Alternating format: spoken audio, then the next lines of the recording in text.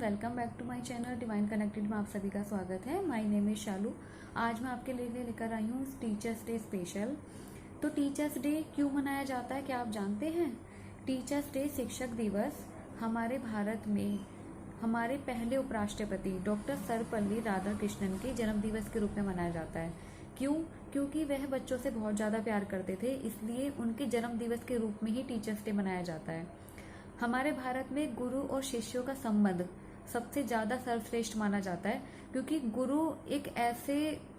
गुरु हमारे लाइफ में इतना ज़्यादा इम्पोर्टेंट होते हैं कि गुरु अगर चाहे ना तो वो शिष्यों को क्या से क्या बना सकते हैं।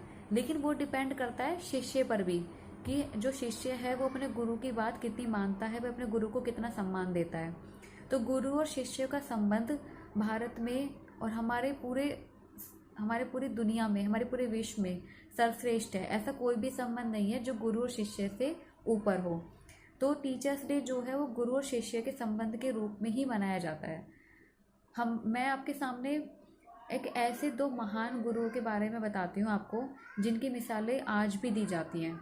जिसमें हमारे पहले गुरु थे गुरु द्रोणाचार्य। क्या आप जानते हैं कि गुरु द्रोणाचार्य है कौन? तो गुरु द्रोणाचार्य जो हैं वो महाभारत से संबंधित हैं।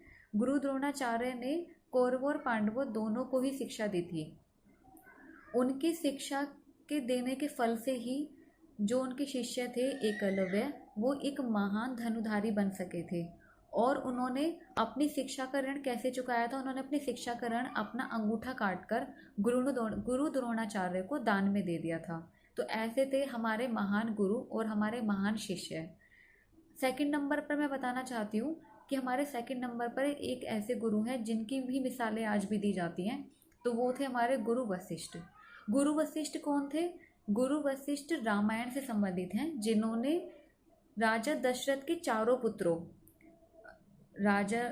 जो चारों पुत्र थे, राम, लक्ष्मण, भरत, शत्रुघ्न, चारों को ही शिक्षा दी थी और चारों ही उनके शिष्य सर्वश्रेष्ठ शिष्य बने थे।